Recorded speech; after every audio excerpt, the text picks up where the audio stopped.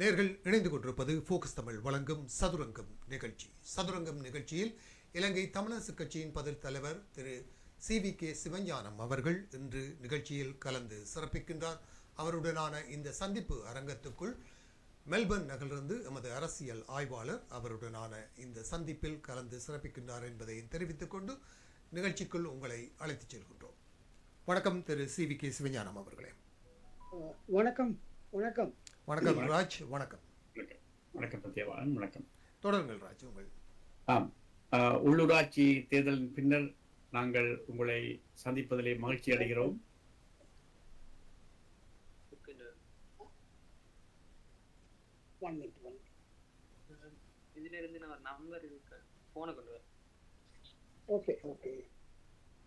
உள்ளூராட்சி தேர்தலின் பின்னர் உங்களை சந்திப்பதை நாங்கள் மகிழ்ச்சி அடைகிறோம். பலத்த சவால்களுக்கும் போட்டிகளுக்கும் மத்தியிலே தமிழரசு கட்சியானது மீண்டும் ஒரு முறை தமிழ் மக்களின் முக்கியமான பிரதிநிதி என்பதை நிரூபித்திருக்கின்றது.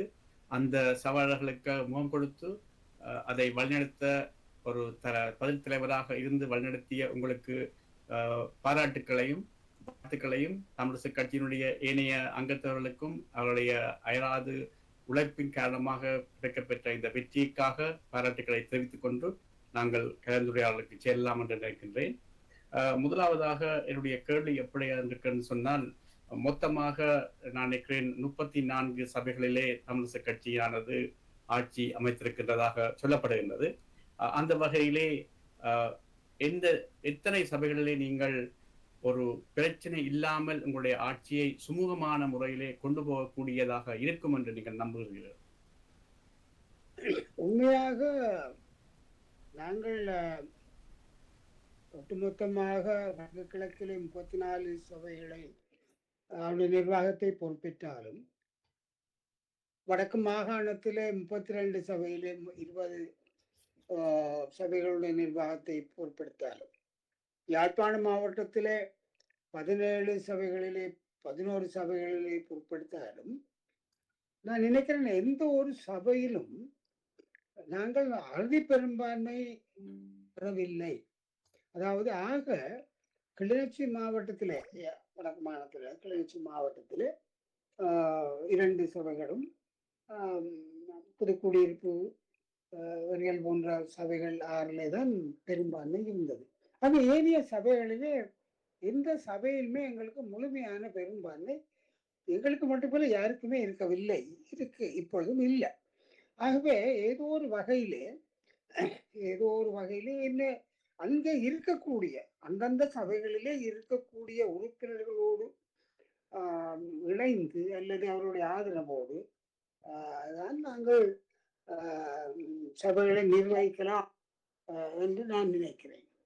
சரி, நாங்கள் இந்த தேர்தல் முடிவுகளை 2018ஆம் ஆண்டு தேர்தல் முடிவுகள் ஒப்பிடும் பொழுது 18ஆம் ஆண்டு தேர்தல் முடிவுகளின் அடிப்படையிலே எத்தனை சபைகளுக்கு உங்களுக்கு அறுதி பெரும்பான்மை கிடைத்திருந்தது?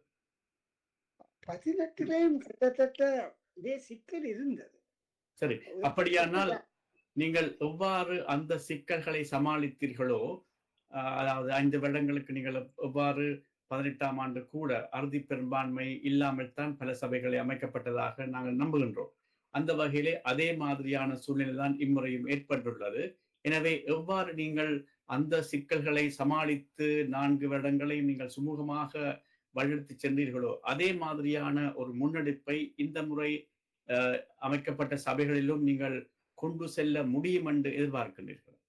நிச்சயமாக அந்த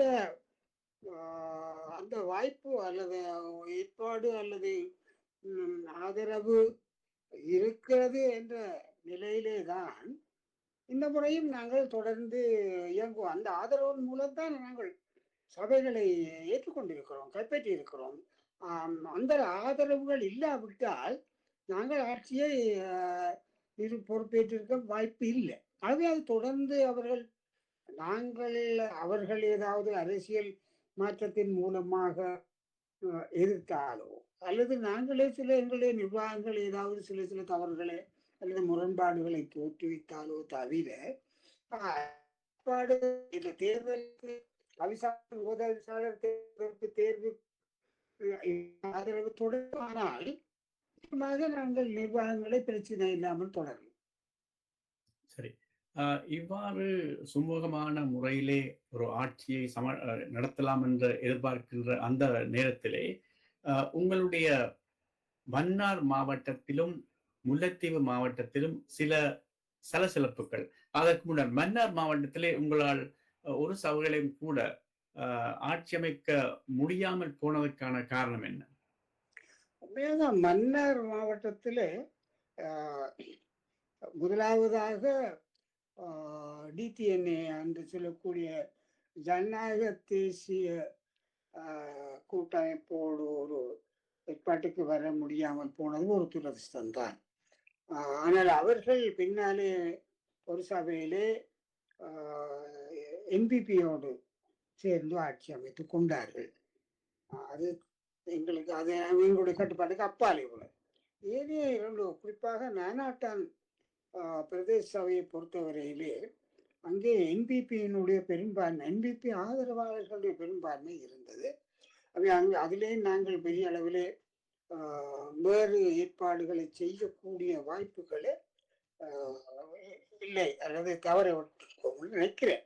இருந்தாலும் கூட மன்னாரிலே எங்களுக்குள்ளே இருக்கக்கூடிய எங்களுடைய கட்சியின் சில முக்கியஸ்தர்களுக்கு இடையிலே இருக்கிற கருத்து வேறுபாடுகளும் மன்னார் மாவட்டத்திலே உள்ள 4 உள்ளூராட்சி மன்றங்களையும் நாங்கள் பெற்றுக்கொள்ள முடியாமல் போனது துரதிர்ஷ்டவசமானது.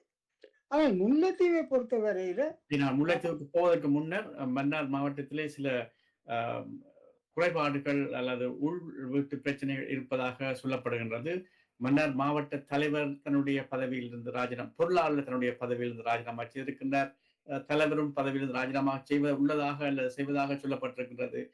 இதற்கான காரணம் என்ன என்று அறிய முடியும்? அதான் நான் அவர்களிடையே நான் நினைக்கிறேன் அதான் உண்மையா இருக்கலாம். அவர்கள் இருவருமே இணைந்து செயல்பட முடியாத ஒரு அவர்களுக்குள்ளே ஒரு கருத்தொற்றுமை ஏற்படவில்லை. யாரோடு சேர்ந்து அல்லது யாரோடு இணங்கி போவது என்ற விடயங்களிலே இருவருக்கும் இடையிலே ஒரு கருத்தொற்றுமை ஏற்படவில்லை. அதுதான் அந்த கடைசியாக முரண்பாடாக பரிணமித்து நாங்கள் அந்த சபைகளை அந்த நிர்வாகத்தை பெற்றுக்கொள்ள முடியாமல் போனதற்கு ஒரு காரணம். கருத்தொற்றுமை அவர்கள் ஏற்படுத்தி கொள்ள முடியாமல் போயிட்டு அவர்களுக்குள்ளேயே. குறிப்பாக நீங்க சொன்னது போல தலைவர் எனக்கு ஒரு கடிதம் மூலம் தன்னுடைய பதவி விலகலை தெரியப்படுத்தி இருக்கிறார். பொருளாளர் பொதுச் செயலாளருக்கு அனுப்பியதாக தகவல் தான், எனக்கு அந்த பிரதி வரவில்லை. அதில் அவர் என்னோட கதைத்தார். இப்ப நாங்கள் அதிலே இருக்கிற ஒரு கவலைக்குரிய ஒரு முடிவாகத்தான் செயலாகத்தான் நாங்கள் பார்க்கிறோம். அடுத்தபடியாக நாங்கள் முல்லைத்தீவு மாற்றத்துக்கு வருவோமானால் அதனுடைய தலைவர் ரவிகரன் அவர்கள், பார்லமெண்ட் உறுப்பினர் ரவிகரன் அவர்கள் தன்னுடைய பொறுப்புகளிலிருந்து மாவட்ட தலைவர் பொறுப்பிலிருந்து ராஜினாமா செய்து விட்டதாக உங்களுக்கு அறிவிக்கப்பட்டதாக சொல்லப்படுகின்றது. இதனுடைய அடுத்த கட்டம் என்ன? உண்மையாக ரவிகரன் அப்படியான ஒரு கடிதத்தை அனுப்பித்தான் இருக்கிறார், பதவி விலகுறேன் என்று. ஆனால் நாங்கள் அதை ஏற்றுக்கொள்ளவில்லை. அந்த அளவிலே தான் இருக்கிறது. அவர் கட்சியில தொடர்றாரு, அது பிரச்சனையும் இல்லை. ஆனால் முரண்பாடு முதலிலே தோன்றியது என்னென்றால், புதுக்குடியிருப்பு பிரதேச சபையில் நேரடியாக 50 பேருக்கு மேலே ஆதனத்தை நாங்கள் பெற்ற உறுப்பினர்களை பெற்ற காரணத்தினாலே அதில் நேரடி தெரிவு, தவிசாளர் தெரிவு இருந்தது. அதில் 11 உறுப்பினர்கள் எங்களுக்கு இருந்தார்கள். அதில்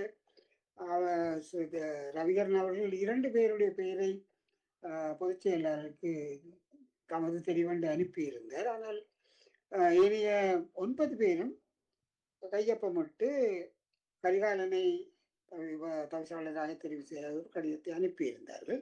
அது எனக்கும் பொதுச் செயலாளருக்கும்.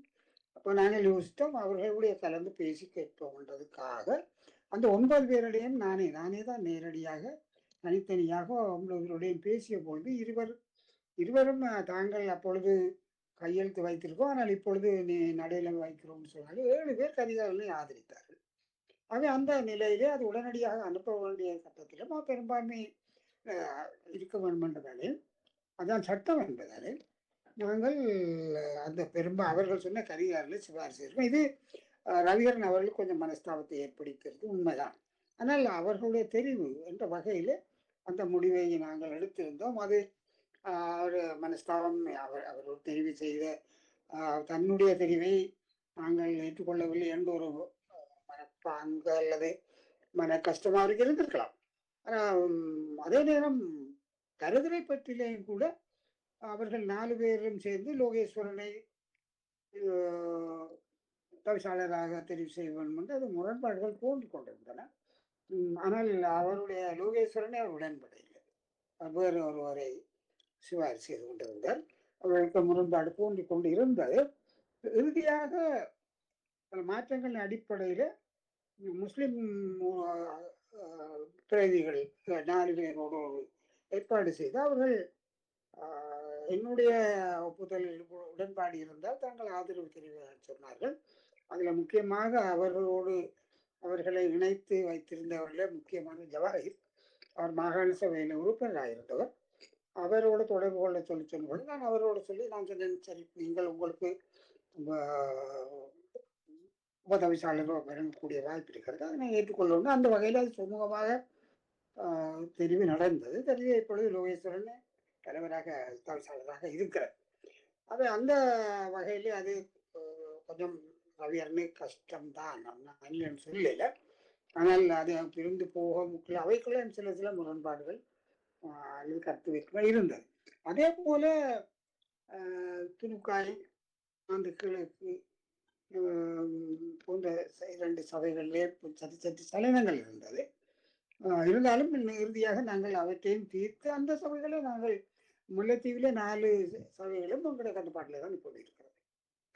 முல்லைத்தீவில் மாவட்டத்திலே 4 சபைகளும் தமிழரசு கட்சியினுடைய ஆட்சி பொறுப்பிலே வந்திருக்கின்ற அதே வேளையிலே ஒரு கவலைக்குரிய விஷயமாக ரவிகரனுடைய தன்னுடைய பதவியை மாவட்ட தலைவர் பதவியை ராஜினாமா செய்துள்ளார் என்ற தகவலையும் நாங்கள் அறியக்கூடிய இருக்கின்றது.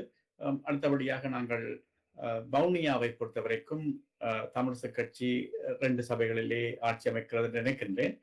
இணைய சபைகளிலே சங்க கூட்டணியுடன் ஆட்சி அமைக்கின்றது.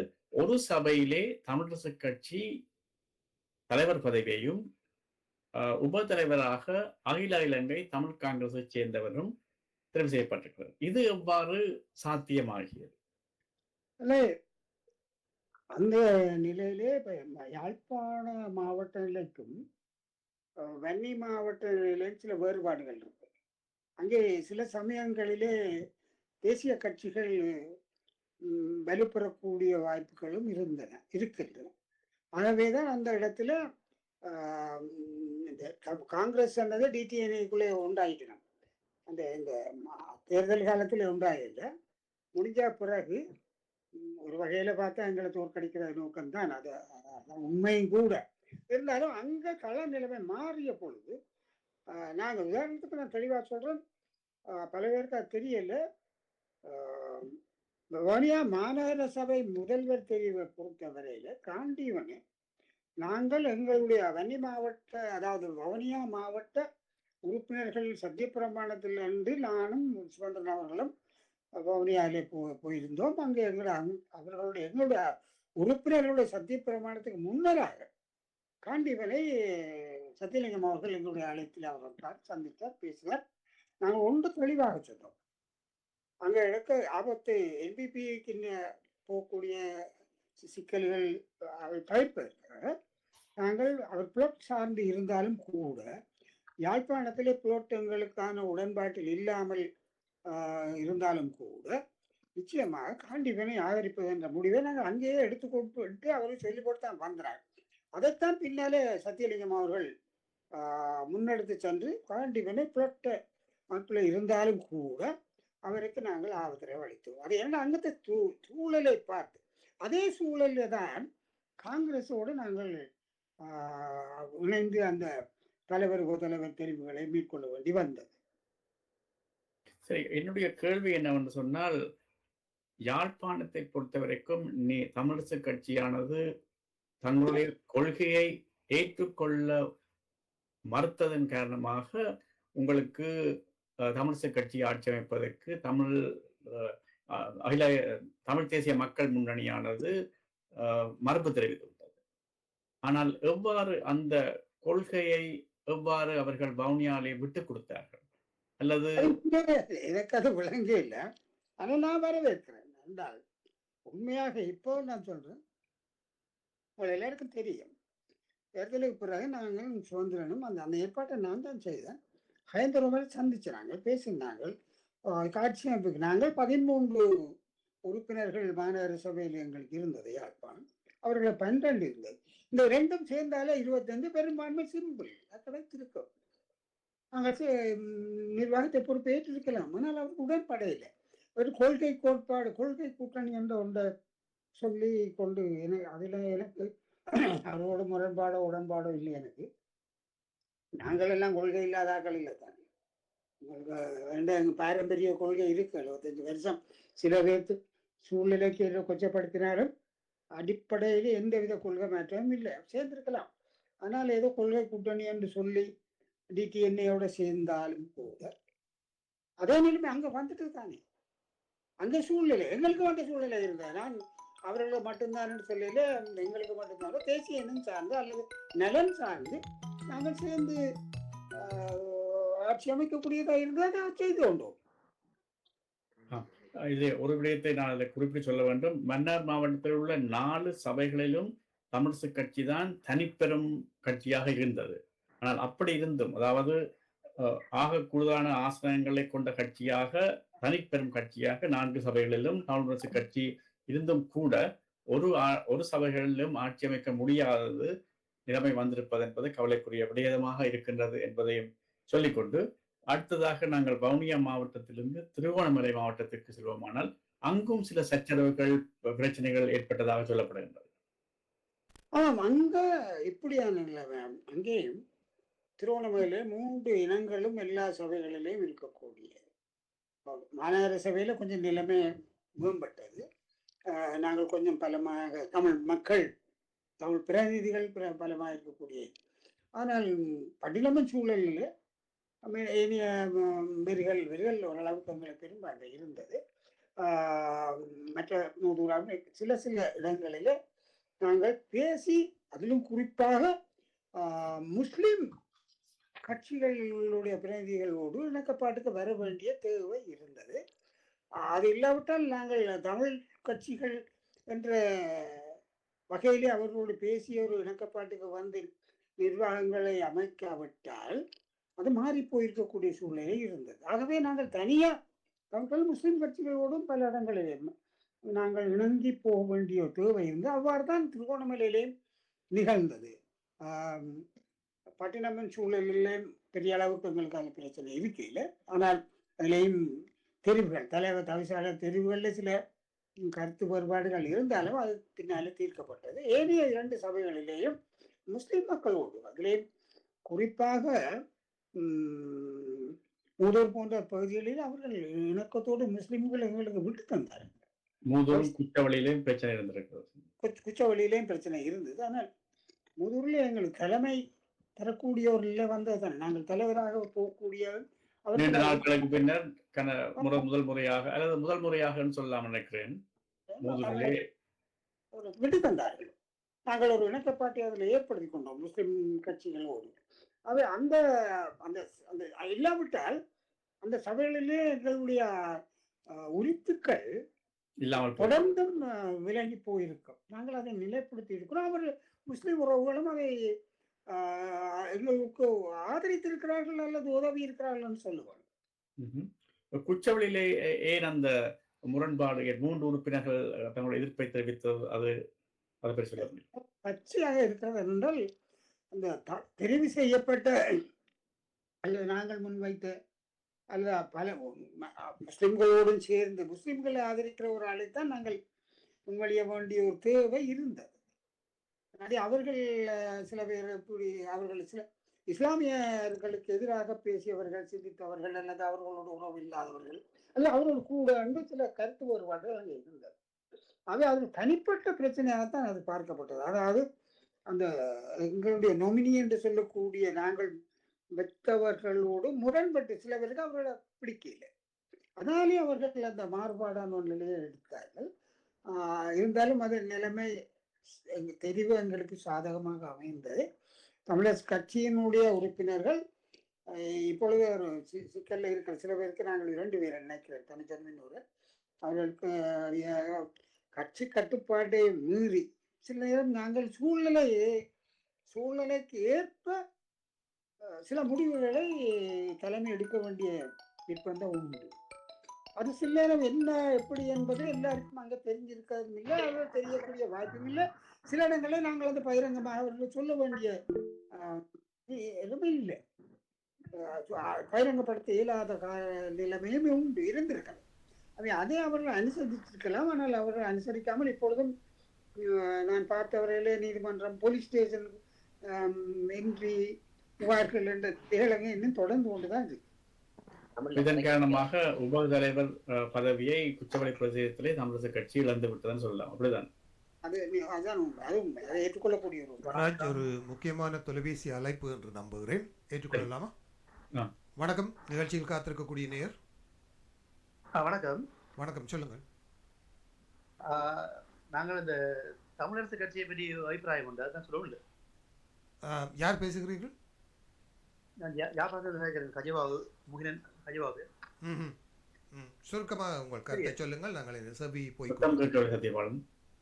நாங்கள் சொன்ன அந்த தமிழரசு கட்சி தமிழர்கள் உணர்வோடு போட்ட ஓட்டுகளை கொண்டு போய் தமிழ் துரோகி என்ற அழைக்கப்படுகிற டாக்டர் அடைய வச்சதான் ஒரு பெரிய சொல்லுங்கள். இப்போது இல்ல ஹலோ பேசுங்கள். நாங்க என்ன சொன்னா, நாங்கள் எல்லாம் இன உணர்வோட எல்லாரும் தமிழரசு கட்சின்னு சொல்லி வீட்டுல சின்னத்தை மறக்கலாதான் அதை நம்பி போட்ட எல்லாரும் எங்களை ஓடிக்கொண்டு போய் தமிழ் மக்களுக்கு மிகவும் துரோகம் செஞ்ச டக்ளஸ் தேவானந்தா போன்ற இபிடிபி கட்சியை கொண்டு அடமானம் வச்ச மாதிரி ஒரு பாரதூரமான இழிவான செயலை செஞ்சது ஒரு தமிழரால் மன்னிக்க முடியாத இது ஒரு ஒரு மிகப்பெரிய துரோகமும் காலத்தின் ஒரு மிகப்பெரிய பதிவு உண்டு. என்ன இது? அதுதான் நான் உங்களுக்கு இந்த சபையில் தெரியப்படுத்துவோம் உண்டு.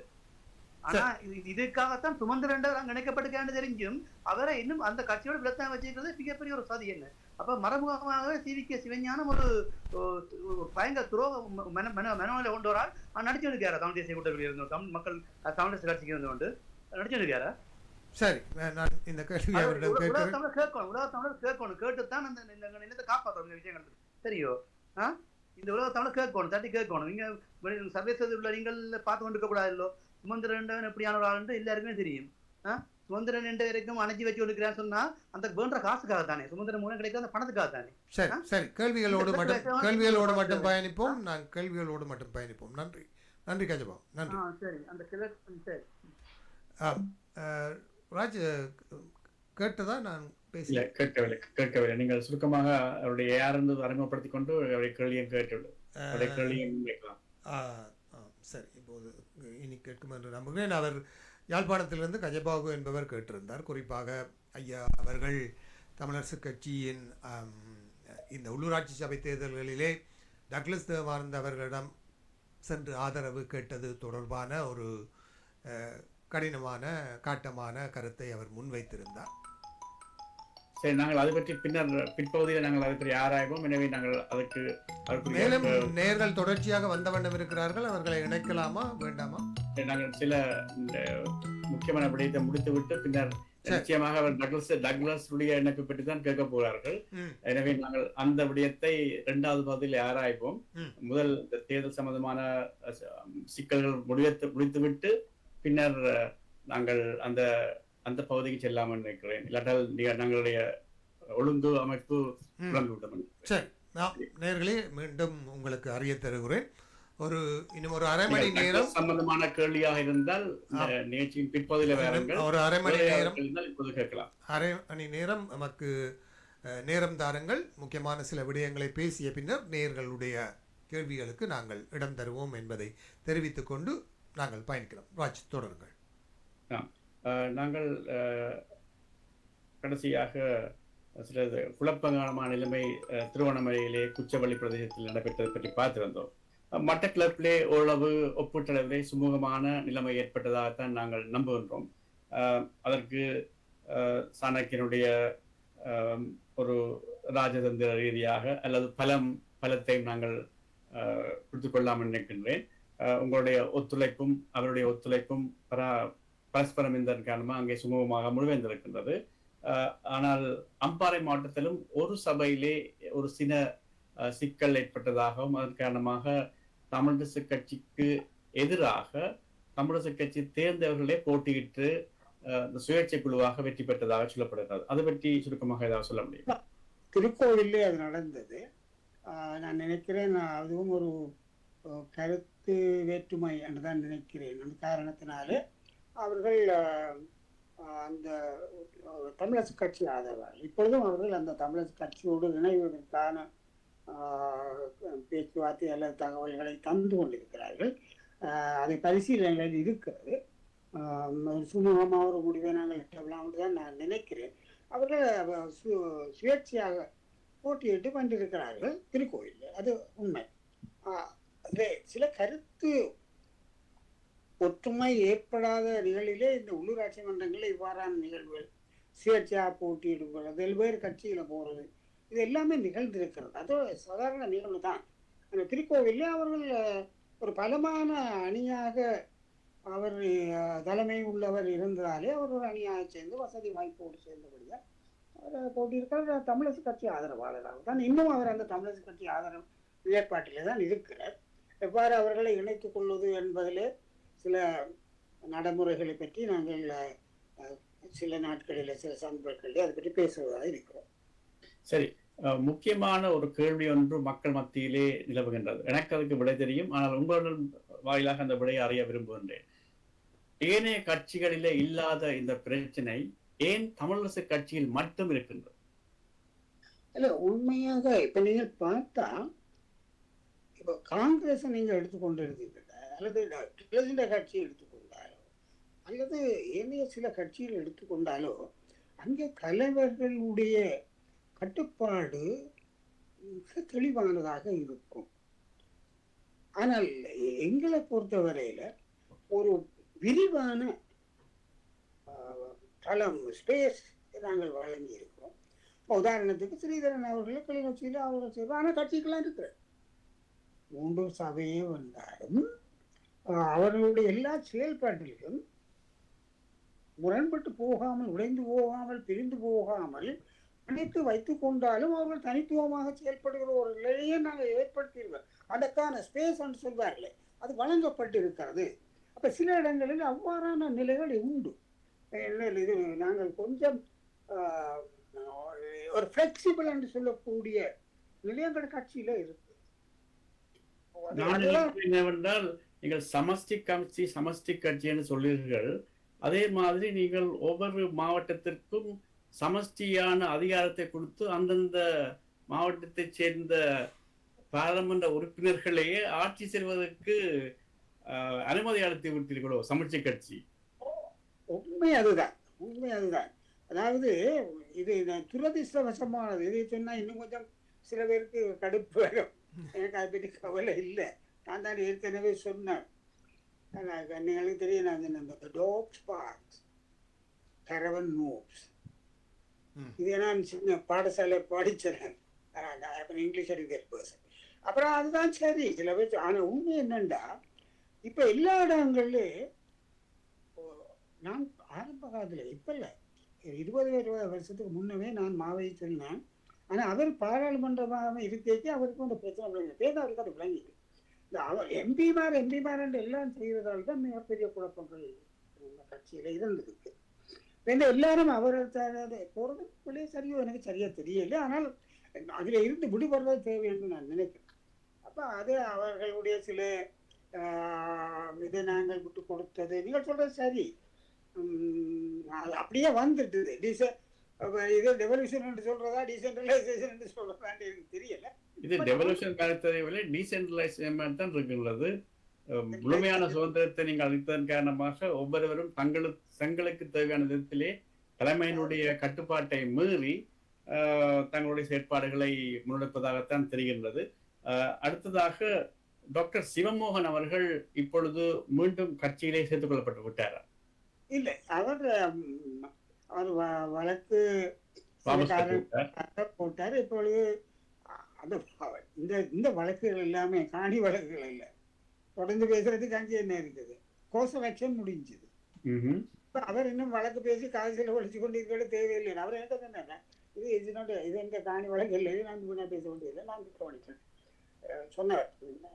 ஆனா இன்னும் அவர் கட்சியில சேர்த்து இல்லை, இன்னும் சேரப்பட இல்லை, அதுக்கான இது இல்லை. ஆனால் அவர் அவர் தன்னோட உண்மையை சொன்னா அவரை பொறுத்தவரை வீண் செலவு. முதலாவது என்ன பொறுத்தவரை வீண் செலவு. அவர் அதுதான் அப்படிதான் நெச்சுதான் நினைச்சல. ஏன்னா இது காணி வழக்கிலே வீணை செலவழிப்பான்னு அந்த பகுதி நான் சொன்னவர். அதனுடைய வாபஸ் பண்ணி இருக்கிறார். கட்சியோடு மீளச்சி இருக்கிற அந்த நிலைப்பாடு அவர் சரியா இன்னும் முன்வைக்கல. முன் வச்சால் திரும்ப நாங்கள் மீள பரிசீலிக்கலாம். அவர் ஏற்கனவே உண்மையாக மாகாண சபை தேர்தல் கேட்கிற பொழுது அவர் 20 IPR லெவலில் இருந்தவர். அப்புறம் நான் எங்களது கட்சிக்கு வந்தவர். கட்சியோடு நிற்கிறார். சில நேரம் கடந்த காலத்தில் சில கப்பல் பிராயங்கள் அடிப்படையில் முரண்பட்டுத்தான் அவர் அந்த எங்களுடைய முரண்பட்டார், நீதிமன்றம் சென்றார். இப்பொழுது நீதிமன்றத்தில் வெளிவந்திருக்கார், கூட கதைச்சிருக்கிறார்.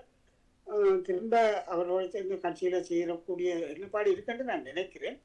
அதனுடைய வழிமுறைகள் அல்ல செயல்பாட்டு முறைகளை நாங்கள் சில காரியங்கள் பிரச்சனைகள் முடிந்த பிறகு பரிசீலிப்போம்.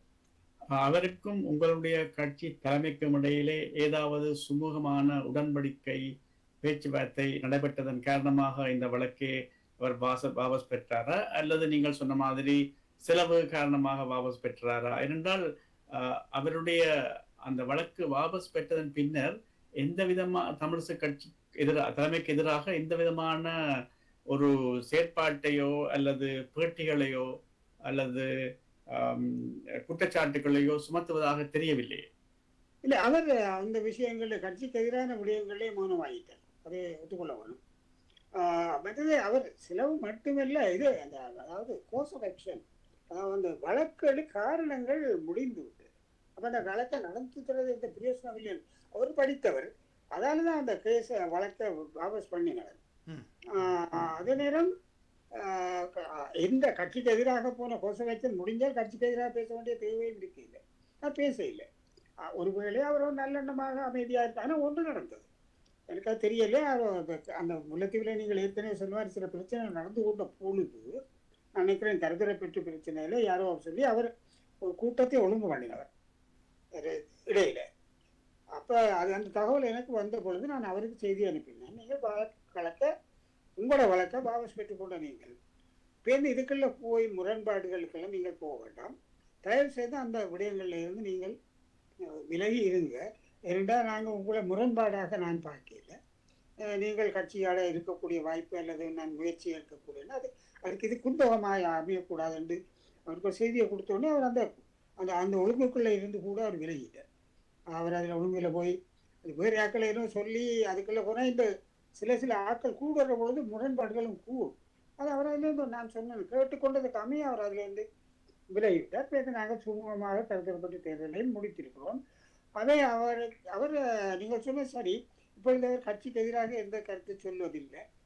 கட்சியோடு இணைந்து போகணும் என்ற எண்ணப்பாடும் அவருக்கு இருக்கிறது என்று எங்களுக்கு விளங்குறது. ஆனால் காலப்போக்கிலே அதில் குறிப்பாக முல்லைத்தீவு ஓனியா மாவட்ட அவர்களோடும் கலந்து பேசி ஒரு இணக்கமான முடிவு வரக்கூடிய வாய்ப்புகளை நாங்கள் ஆராய்ந்து பார்ப்போம், நிச்சயமாக பார்ப்போம். சரி, இப்படியாக சில சபைகளிலே உங்களுடைய கட்சியின் தலைமை அறிவுறுத்தலுக்கு அமைவாக இல்லாமல் சில உறுப்பினர்கள் தங்களுடைய நிலைப்பாடுகளை அங்கே சபை தெரிவிலே தெரிவித்திருந்தார்கள். அவர்களுக்கு எதிராக கடிதங்களும் அனுப்பப்பட்டிருக்கின்றன. அவர்களுக்கு எதிரான நடவடிக்கை எப்பொழுது ஆரம்பிக்கப்படலாம் என்று எதிர்பார்க்கப்படுகிறது? இப்போ உண்மையாக நான் நினைக்கிறேன், என்னுடைய உதாரணத்துக்கு 2 பேர் 4 5 பேர் விளக்கங்கள் கூறப்பட்டிருக்கிறது. திருவோணமலையில், கிளிநொச்சியில், மன்னாரில், யாழ்ப்பாணத்தில், சாவச்சேரி சரியான இதில் இருக்கையில் விளக்கங்கள் கோரப்பட்ட ஆட்களுக்குள்ள அவர்களுக்கு கால அவகாசம் கொடுக்கப்பட்டிருக்கிறது. அந்த கால அவகாசத்துக்குள்ளே அவர்கள் விளக்கம் அளிக்கக்கூடிய வாய்ப்பு அளிக்கப்பட்டிருக்கு. அவர்கள் என்ன விளக்கம் அளிக்கிறார்கள் என்பதை நாங்கள் பரிசீலிக்க வேணும். நான் நினைக்கிறேன் இது சம்பந்தமாக ஒரு விசாரணை குழு நியமிக்க வேண்டி வரும். அது அது அந்த அவர்கள் பரிசீலித்து அந்த பரிசீலனையின் அடிப்படையில் தான் நாங்கள் ஒழுக்காற்று குழுவினுடைய சிபாரிசின் அடிப்படையில் நாங்கள் நிச்சயமாக நடவடிக்கை எடுக்கிறோம். அந்த ஒழுக்காற்று குழுவானது ஏற்கனவே அமைக்கப்பட்டு விட்டதா? இனித்தான் அந்த ஒழுக்காற்று குழு அமைக்கப்பட வேண்டும் என்று ஒழுக்காற்று குழு ஒன்று ஏற்கனவே இருக்கிறது. ஆனால் அதில் இப்போ உதாரணத்துக்கு ஆரம்ப காலத்தில் நான் இருந்தேன், பேருந்து அந்த முரண்பாட்டில் நான் ராஜினாமா செய்தேன். பேருந்து இப்பொழுதும் ஒரு குழு இருக்கிறது. அந்த குழுவில் போன முறை சில கான்ஃப்ளிக்ட் ஆஃப் இன்ட்ரெஸ்ட் என்று சொல்லி சில பேர் அதில் இருக்க இல்லாத ஒரு நிலையிலே அது சற்று அந்த அந்த குழுவினுடைய கம்போசிஷன் என்று சொல்லக்கூடிய நிலையில சில தளர்வு ஏற்பட்டு இருந்தது. ஆனால் அதை நாங்கள் மீள செய்து மத்திய செயற்குழு அதில் மாற்றம் செய்ய விரும்பினால் அதை செய்து அந்த விசாரணை குழு அறிக்கையின் அடிப்படையில் நாங்கள் நடவடிக்கை எடுக்கலாம். ஆனால் நிச்சயமாக நடவடிக்கை எடுக்க வேண்டிய தேவை இருக்கு, எடுக்கலாம். சரி, நீங்கள் வழக்குகளை பற்றி சொல்லி கொண்டிருக்கும் பொழுது கட்சியினுடைய வழக்கு இப்பொழுது எப்படியான நிலைமையிலே, எந்த நிலைமையிலே இருக்கின்றது? எவ்வளவு காலம் இன்னும் இந்த தீர்ப்பு வருவதற்கு அல்லது ஒரு முடிவு காண்பதற்கு இன்னும் எடுக்கலாம் என்று நீங்க எதிர்பார்க்கிறீர்கள்? உண்மையாக வழக்கை பொறுத்த வரையில இப்பொழுது செப்டம்பர் 4ஆம் தேதிக்கு அடுத்த தவணை இருக்கு. ஏற்கனவே அவர்கள் இப்பொழுது மாவை சேனாதிராஜா ஒரு ரெஸ்பாண்டன்ட், அதுல 7 பேரில் ஒரு ஆள் தலைவர் என்ற வகையில் அவர் காலமானதாலே அவர் பதிலாக என்னை பதிலீடு செய்திருக்கிறார்கள். இப்போ என்னுடைய ப்ராக்சி அது அன்றைக்கு செப்டம்பர் 4ஆம் தேதி புகைப்படுத்தப்படும். நான் நினைக்கிறேன் என்னுடைய நிலைப்பாடு நான் அங்கே அதில் தெரிவிப்பேன். இன்னும் எனக்கு அறிவித்தல் வரையில்லை. அந்த சமர்சம் செல்லக்கூடிய கட்டளை நீதிமன்ற அழைப்பான எனக்கு இன்னும் வரையில்லை. வந்தால் நான் அதன் அடிப்படையில் என்னுடைய நிலைப்பாட்டை நான் நீதிமன்றத்துக்கு தெரிவிப்பேன். இந்த தீர்ப்பு, அந்த நீதிமன்ற வழக்குகளிலே நீங்கள் கொடுக்கின்ற அந்த நிலைப்பாடுகள் உங்களுடைய கட்சி சார்பாக ஏதாவது முடிவுகள் எடுக்கப்பட்டு கொடுக்கப்பட்டிருக்கின்றனவா, அல்லது ஒவ்வொருவரும் தங்கள் தனிப்பட்ட விருப்பத்தின் அடிப்படையிலே தங்களுடைய நிலைப்பாடுகளை அங்கே தெரிவிக்கிறார்கள்? கட்சியினுடைய அடிப்படை செயல்பாடுகளுக்கு மீறி யாரும் கருத்து சொல்ல முடியாது. அதுதான் என்னுடைய இப்போ என்னை பொறுத்தவரையில நான் ஆரம்ப முதலே சொல்லி வந்திருக்கிறேன், தெளிவாக சொல்லியிருக்கிறேன். கட்சியினுடைய பொதுச்சபை 150 அங்கத்தவர் தான், அதுக்கு மேலாக இல்லை. அதுக்கு மேலாக நடந்தால் அது முறைப்படியான அடிப்படையிலான தெரிவு அல்ல என்பது என்னுடைய நிலைப்பாடு. அது உங்களுக்கு தெரியும், நான் முன்பே சொல்லியிருக்கிறேன், கோட்டப்பட்டியிலே நான் தெரிவிப்பேன்.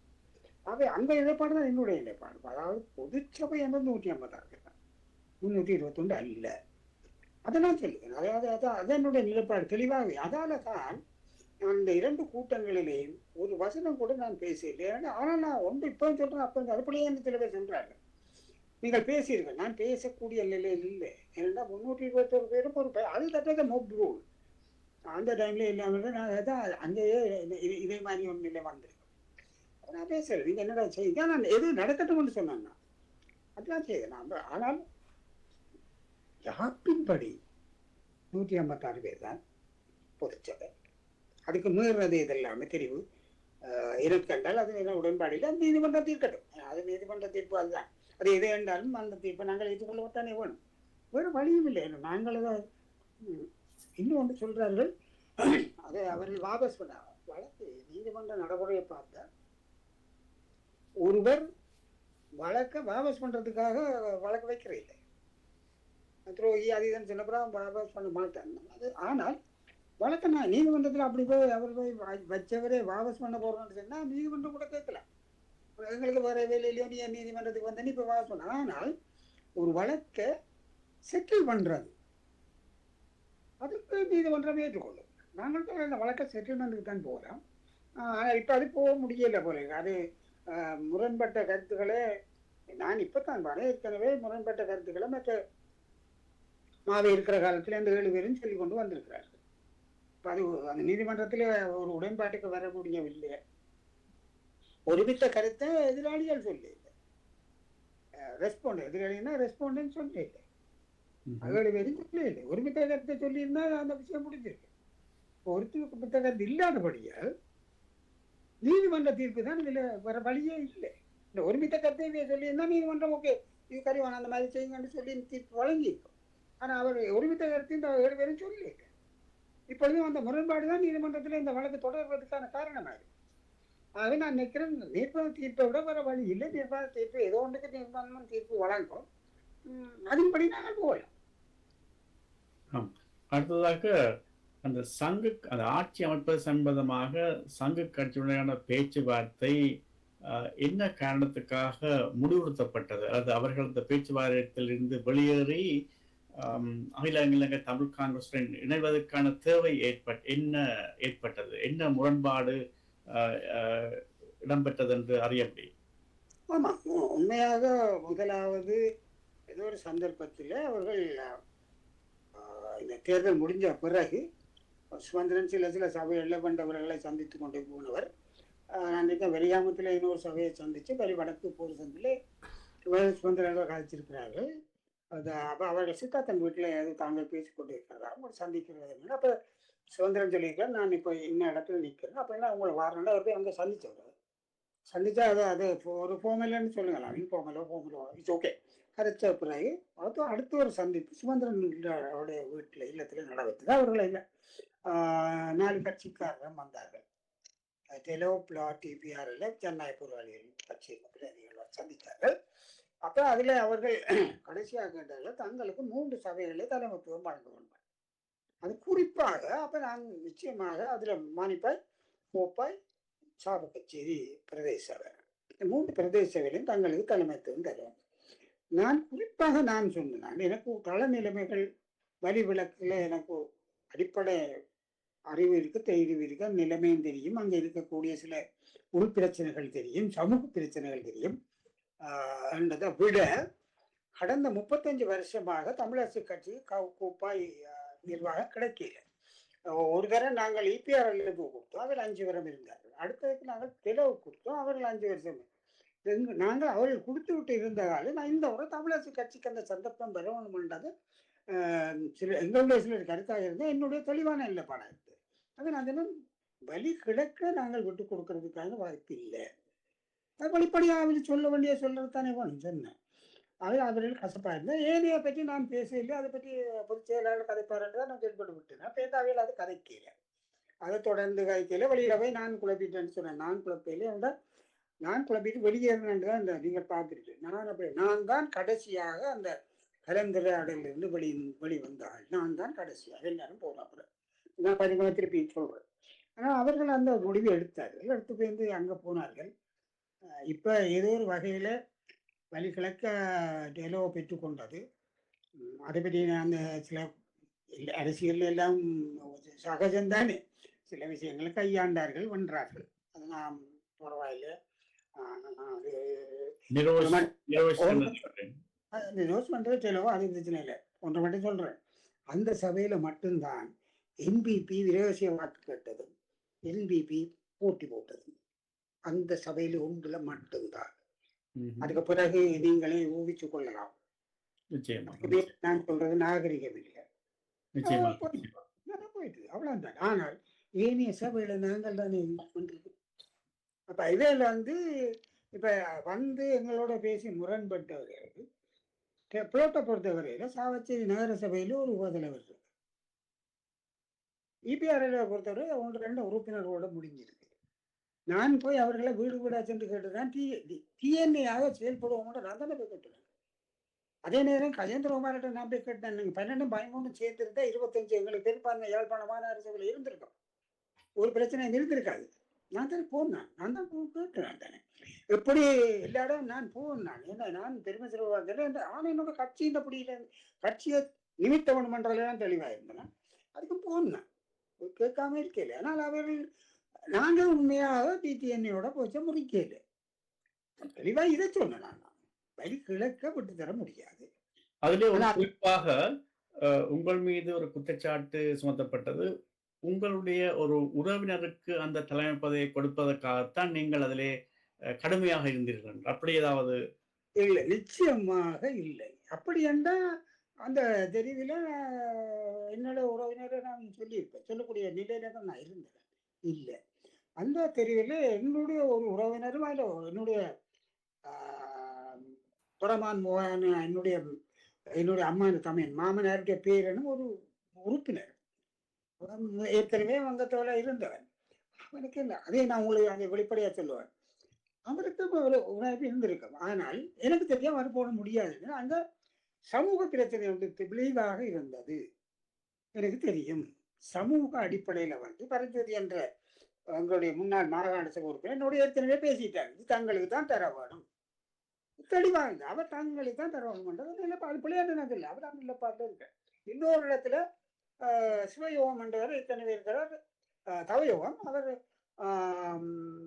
சென்றமுறை உறுப்பினராக இருந்தவர், உள்ளூராட்சி இதில் ஆஃபீஸராக இருந்தவர், சிடிஓ இருந்தவர், இப்போ அனிவர்சாரி அவர் எத்தனை கொடுக்க நிலப்பாடு அவர், நான் அந்த நிலப்பாட்டில் இருந்து எனக்கு அது பெருசான சீரியஸாக இருக்கு. ஆனால் என்னை தன்னுடைய இந்த கிளிநொச்சியினுடைய 2 தலைவர்கள் தெரிவையும் உடனடியாக எலெக்ஷன் கமிஷனுக்கு அனுப்பணும்ன்ற கடிதத்தை, அதாவது கரச்சி மற்றும் பூனேரியில் அனுப்பணும்ன்ற கடிதத்தை சுதந்திரன் என்னட்டா கொண்டு வந்து தந்தது. ஸ்ரீதரன் என்னட்ட தந்தவர், சுதந்திரன் கொண்டு கொடுத்து இல்லை, நான் தான் இந்த போஸ்ட் வேலை செய்யலாம் அப்பா கொடுக்க சொல்லிட்டு அவர் ஏன் அதை சொன்னார்ன்ற எனக்கு இப்பொழுது முழங்கில்லை. அவர் சொன்னார், எனக்கு அண்ணன் உங்களுடைய உறவினர் அவரை நீங்கள் சிபாரிசு செய்யலாம், அது அவர் செய்ய வேண்டிய சொல்ல வேண்டிய தேவை இல்லை. எனக்கு ஏன் சொன்னார்ன்ட்டு இன்னும் தான் எனக்கு தெரியாது. சரி, என்ன கேட்டேன், அதை நம்பிக்கொண்டு என்னுடைய உறவினர் கூட நான் வந்து கேட்டார். அவர் ஃபோன் பண்ணி அவருக்கு சொல்லியிருக்காரு, யாருக்கு, என்னுடைய மருமகன் முறைக்கு சொல்லியிருக்கார். அவர் சொன்னார், அவர் சொல்ற ஸ்ரீ என்ன சொல்றாரு, நான் தம்பி ஸ்ரீ என்ன கேள்விப்பட போறேன், அந்த கோப்பாயில் எல்லாமே வித்தியாசம், சாத்தியம் இல்லை, நாங்கள் அதை மறந்துடுவோம். அவருக்கு அவரை முடிச்சுட்டேன். ஆனால் நான் ஸ்ரீக்கு ஃபோன் பண்ணி சொன்னான், ஸ்ரீ ஏன் இந்த குடும்பங்கள்ல இந்த குடும்பத்துக்குள்ள சிக்கல் உருவாக்கி, இப்ப நான் வெளிப்படையா சொல்றேன், அவருக்கே சொன்னேன், அதெல்லாம் பிரச்சனை. நான் என்னுடைய மருமகனை தவிசாளரை கொண்டு எந்த காலத்துல நான் சொல்லுவேன், எனக்கு நிலைமை தெரியும், அந்த சமூக பிரச்சனை ஒன்று இருந்து அதுல நாங்கள் விட்டு நின்று பிடிக்க முடியாது. நான் அவரை போட்டாலும் நின்று பிடிக்கல, அது தோற்க வேண்டி வரும். இப்ப எப்படி தவயோகம் தோத்தாரோ அதே மாதிரி தான் இவரும் தோற்பாரு, நல்லா தெரியும். அதனால ஏன் நான் அவனை போட போறேன், அவன் அத்தனையே எனக்கு இல்லை. அது ஸ்ரீதரன் அவரை சொல்லி எனக்கு சொல்லி நான் அவரை சொல்லி தம்பி சரி வராடான்னு சொல்லிட்டேன், அது உண்மை. ஆனால் ஸ்ரீதரன் இடத்துல நீ ஏன் இந்த சமூகம் வீட்டுக்குள்ள குழப்பத்தை ஏற்படுத்தினா அவர் நேரே சொன்னான், நான் போய் சொல்லல, பயமா தான் சொல்றேன். அப்ப இது வந்து சில பேர், அதை நானும் பார்த்தேன், ஒரு சில பேர் அப்படி உறவினர். நான் இந்த தந்தை செல்வா இருக்கிற காலத்துல அவர் சந்திரஹாசனை அரசியலுக்கு கொண்டு இல்லை, பொன்னம்பலம் இருக்கிற காலத்துல பொன்னம்பலத்தை அவர் அரசியலுக்கு கொண்டு இல்லை. எங்களுடைய தலைமைத்துவங்கள் அவ்வாறு குடும்பத்திலே அரசியலை கொண்டு வர நிலைப்பாட்டில் இருக்கே இல்லை. ஆனால் இவன் மெம்பராக இருக்கிறார், அவன் ஒரு மெம்பராக வர்றதுக்கான இது இருக்குது. என்னுடைய சொந்த மகரம் இல்லை, வருமானம் இல்லை, சொந்த வருமானம் இல்லை. அவர் என்னுடைய மாமானுடைய பேரன், அம்மானுடைய தம்பியனுடைய மகள்கிட்ட பேரன், உறவு தான், குடும்ப உறவு தான். அதுக்காக நான் அவர் ஒத்துருக்கேன்டா செய்யலாம்டா செய்யலாம், ஆனால் அந்த வாய்ப்பு இருக்கலைன்னா செய்யல, அது போய் அது போல இல்லை, அதை நான் ஒத்துக்கலையில மறக்கிறேன். அடுத்ததாக சக கட்சியினர் என்ன ஒரு விமர்சனத்தை முன்வைத்தார்கள், நீங்கள் உப தலைவர் அல்லது உப தவிசாளர் பதவிகளை கூட தங்களுக்கு தர மறுத்ததாக, அது அப்படி ஏற்பட்டது சொல்றாரு. சங்க கட்சியினர் இந்த பேச்சுவார்த்தையின் பொழுது தலைமை பதவி மட்டுமல்ல, தங்களுக்கு உப தலைவர் அல்லது உப தவிசாளர் பதவிகளை கூட நீங்கள் தர மறுத்ததன் காரணமாகத்தான் நாங்கள் அதை தவிர்த்து விட்டு சைக்கிள் கட்சியுடன் பேச்சுவார்த்தைக்கு செல்ல வேண்டி ஏற்பட்டதாக சொல்லுகிறார்கள். இல்ல, அந்த பேச்சுவார்த்தை இந்த 3 சபையை இல்லைன்ற அளவிலேயே அது அவர்களே தான் ஒளிப்பி போனவர்கள், நாங்களே போகல. ஆனால் அவ்வாறு அது என்ன பேச இல்லையா, அது 2 சபை பற்றியே பேச இல்லையா, அது பொதுச் செயலாளர் பேசுவார்ன்ற மாதிரி தான். உப தலைவர்களை உபதேசாளரை பற்றி அந்த பேச்சுவார்த்தையிலே ஒன்றும் பேசப்படவில்லை. தெளிவாக நான் அந்த பேச்சுல நான் இல்லை, எனக்கு தெரியும். அப்படி கேட்டிருந்தா நான் கொடுத்துருப்போம். இப்போ யாழ்ப்பாண மாநகர சபையில் நாங்கள் தெளிவாக இருந்தாங்க கொண்டு, நாங்கள் மேயர்ல சைக்கிளுக்கு டெபுட்டி மேயரை கொடுத்து என்ன படம் எனக்கு தெளிவாக இருந்தோம், அது நிறைவேற இல்லை. அதனுடைய இதுலேயும் அப்படித்தான் கதைக்கு இல்லை, அப்படியான கதையில நான் சம்மந்தப்பட்டேன். சரி சத்யபான், ஒரு சிறிய இடைவெளி எடுத்துக்கொண்டு 2ஆம் பாகத்துக்கு செல்வோம். 2ஆம் பாகத்திலே நேரில் வந்து இணைந்து கொண்டு உங்களுடைய ஆதங்கங்களை கேட்டு தெளிவை ஏற்படுத்திக் கொள்ளலாம், அல்லது அது ஆதங்கங்களை தெரிவித்துக் கொள்ளலாம். நன்றி.